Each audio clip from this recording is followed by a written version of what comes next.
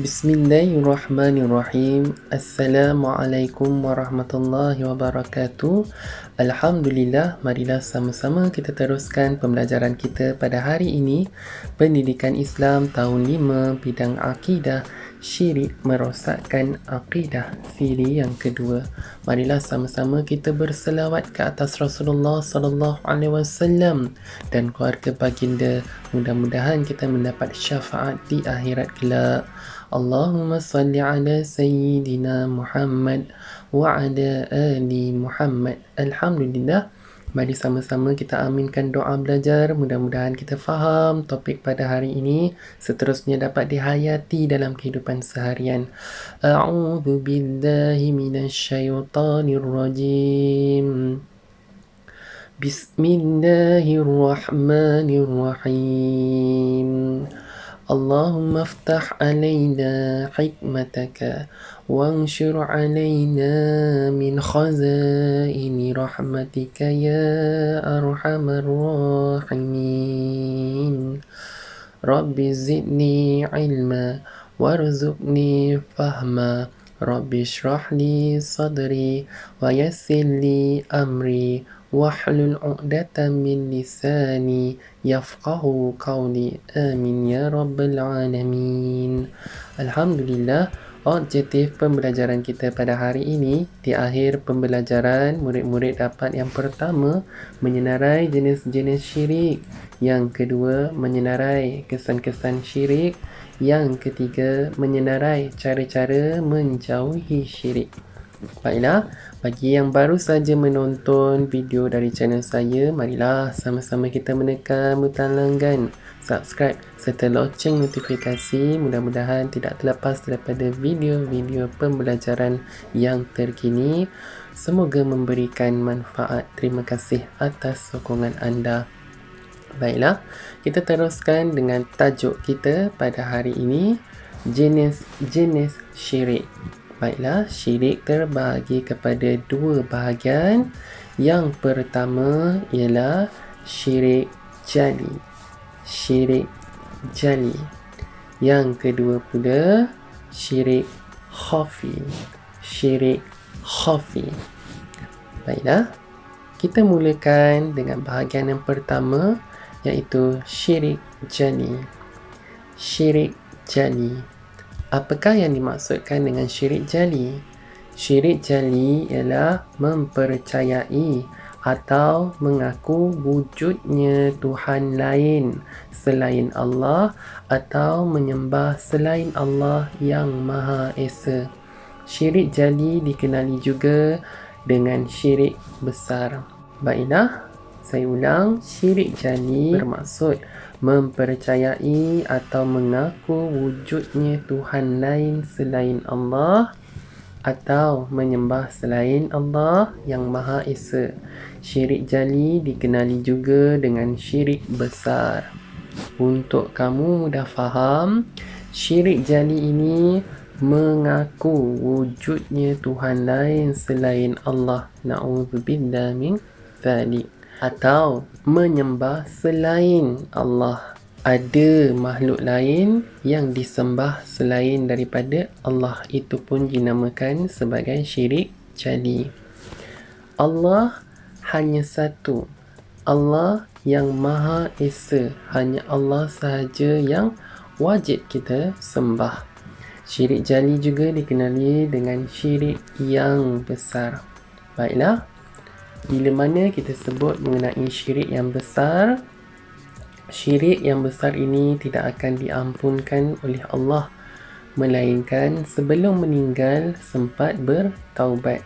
Maka berhati-hatilah kita dalam kehidupan kita ini, jangan menyembah ataupun mempercayai selain daripada Allah, kerana takut akan jatuh kepada syirik, seterusnya menyebabkan akidah terbatal dan lebih teruk lagi keluar daripada agama Islam. Na'udzubillah min dzalik. Apakah contoh-contoh bagi syirik jali? Menyembah berhala ataupun patung, menyembah matahari, menyembah bulan ataupun menyembah makhluk-makhluk Allah yang lain seperti pokok dan sebagainya, meminta doa ataupun pertolongan daripada kubur untuk mendapatkan nombor ekor, tuah maupun sebagainya, ataupun meminta pertolongan daripada bomoh juga merupakan salah satu daripada syirik jali.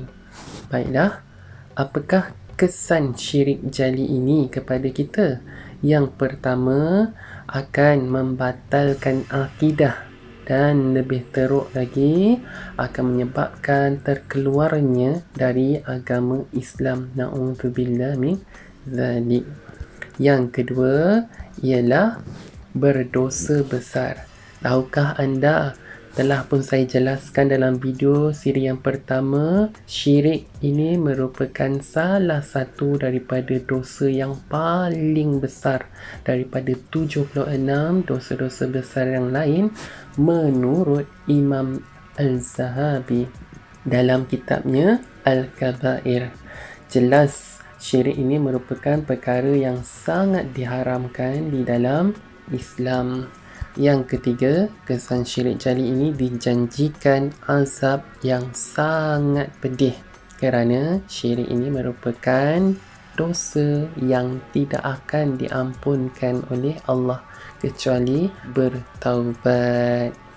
Baiklah, jelas menunjukkan bahawa syirik jali ini memberikan kesan buruk paling besar terhadap kehidupan kita dan mestilah kita istiqamah untuk menjauhkan diri daripada syirik jali ini.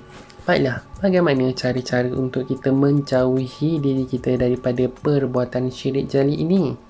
Apakah jawapan kamu? Mari kita lihat satu persatu. Yang pertama, cara untuk menjauhi syirik jali adalah dengan mendalami ilmu tentang Islam. Seperti yang kamu lakukan sekarang, tahniah, kerana ini salah satu daripada usaha mendalami ilmu agama. Mudah-mudahan apabila ilmu agama penuh di dada, maka benteng pertahanan kamu menjadi lebih kuat untuk mengelakkan diri daripada melakukan syirik jali. Yang kedua ialah istiqamah beribadah dan berdoa kepada Allah. Bila mana kita susah, bila mana kita senang, hanya Allah sahaja yang wajib disembah. Dan apabila kita ingin memohon pertolongan, mohonlah pertolongan kepada Allah semata-mata, kerana semuanya datang dari Allah dan kembali juga kepada Allah, dan kepada Allah jugalah tempat kita memohon pertolongan, kerana Allah adalah Tuhan kita. Tiada apa pun masalah di dunia ini tidak akan selesai. Semuanya akan selesai. Maka kita perlulah memohon hidayah, bimbingan, petunjuk daripada Allah. Mudah-mudahan segala apa yang kita hadapi di masa yang akan datang berjalan lancar sesuai dengan rahmat, sesuai dengan redha Allah itu sendiri. Baiklah, yang ketiga, mentaati perintah Allah dan Rasul. Bila mana kita mentaati perintah Allah, kita tahu apakah perkara yang dilarang, apakah perkara yang disuruh, diperintahkan oleh Allah. Jadi secara tidak langsung dapat menjauhkan diri kita daripada syirik jali.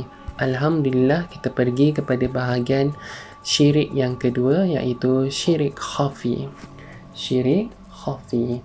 Apakah yang kamu faham mengenai syirik khafi? Mari sama-sama kita lihat yang dimaksudkan dengan syirik khafi ialah tidak meletakkan Allah sebagai yang mutlak dalam niat ketika beribadah atau melakukan sesuatu perkara.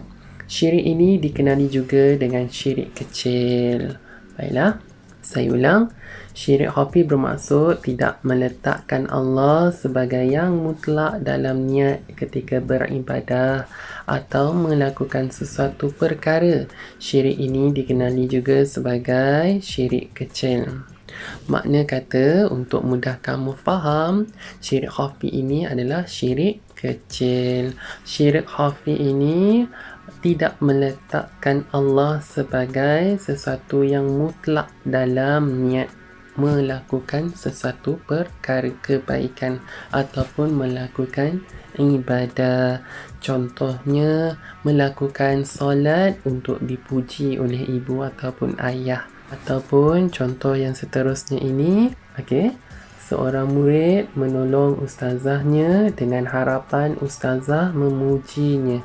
Membantu ustazah bukan kerana Allah, tetapi membantu ustazah dengan harapan ustazah memujinya. Baiklah, inilah yang dinamakan sebagai syirik kecil. Apakah contoh yang lain? Derma bukan kerana Allah, tetapi derma disebabkan mahu mendapatkan nama, mahu mendapatkan pangkat datuk dan sebagainya. Baiklah, inilah yang dinamakan sebagai salah satu daripada syirik khafi, syirik kecil. Walaupun syirik ini syirik kecil, na'udzubillah min zalik, tetapi tetap dikira sebagai syirik. Baiklah, apakah kesan syirik khafi ini dalam kehidupan? Kesan syirik khafi dalam kehidupan, yang pertama, menghapuskan pahala amalan. Kerana innama a'malu binniyat. Setiap amalan perbuatan itu adalah berdasarkan niat. Jadi jika niatnya bukan kerana Allah, tetapi niatnya kerana ingin dipuji, disanjung oleh orang lain, itu akan menghapuskan pahala amalan. Kedua, ialah mendapat dosa dan kemurkaan Allah. Sungguhlah, kerana melakukan sesuatu bukan kerana Allah secara mutlak, mestilah mendapat dosa dan kemurkaan ataupun kemarahan Allah itu sendiri. Yang ketiga, kesan syirik khafi ini hidup tidak tenang kerana mengharapkan sanjungan manusia, bukan mengharapkan redha Allah. Baiklah, saya suka untuk menasihatkan diri saya sendiri dan kamu semua, marilah sama-sama kita ikhlaskan diri melakukan sesuatu perbuatan, kerja, amal ibadah dan sebagainya, kerana itu adalah kunci amalan diterima oleh Allah Ta'ala. Bagaimanakah cara untuk menjauhkan diri daripada syirik khafi ini? Yang pertama ialah melatih diri supaya ikhlas dalam melakukan sesuatu perbuatan, amal ibadah, pekerjaan dan sebagainya. Ikhlaskan diri kerana Allah. Baiklah, walaupun sebelum ini kamu belum pernah berniat ataupun melakukan sesuatu itu tanpa niat kepada Allah, marilah sama-sama kita latih bermula daripada hari ini dan seterusnya. Lakukan sesuatu yang baik itu, amal ibadah, pekerjaan dan sebagainya, niat kerana Allah. Bila kamu niat kerana Allah, kamu akan mendapat pahala, insya-Allah. Yang kedua ialah menyembunyikan amalan kebajikan. Baiklah, realiti sekarang ni ramai yang berkatakan tidak salah untuk menunjukkan amalan kebajikan, menyembunyikan amalan kebajikan pun tidak mengapa. Pokok pangkalnya yang faham diri kamu adalah kamu sendiri. Jika kamu lakukan amal kebajikan, sedekah dan sebagainya secara open ataupun terbuka, namun kamu tidak boleh simpan perasaan riak kamu, maka eloklah dilakukan secara sembunyi, biar Allah sahaja yang menjadi saksi. Kerana setiap amal perbuatan kita ini bukanlah kita mahu mendapat keredaan manusia, tetapi kita ingin mendapatkan keredaan dan rahmat daripada Allah Ta'ala. Baiklah, yang ketiga pula ialah menghindari perasaan hebat dengan amalan yang dilakukan.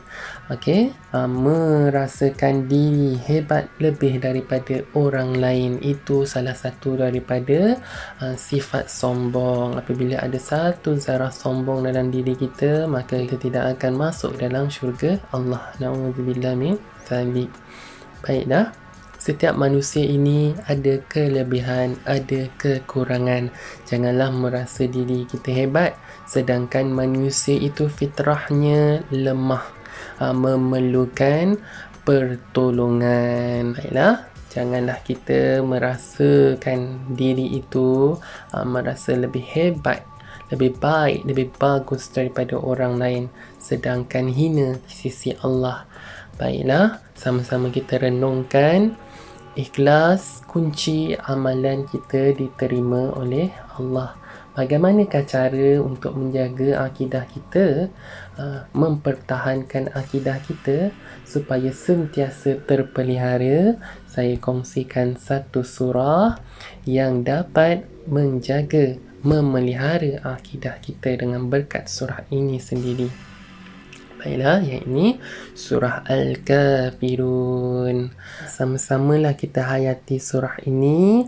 Kita baca di dalam solat kita, sebelum tidur dan sebagainya. Mudah-mudahan kehidupan kita sentiasa berada dalam redha Allah.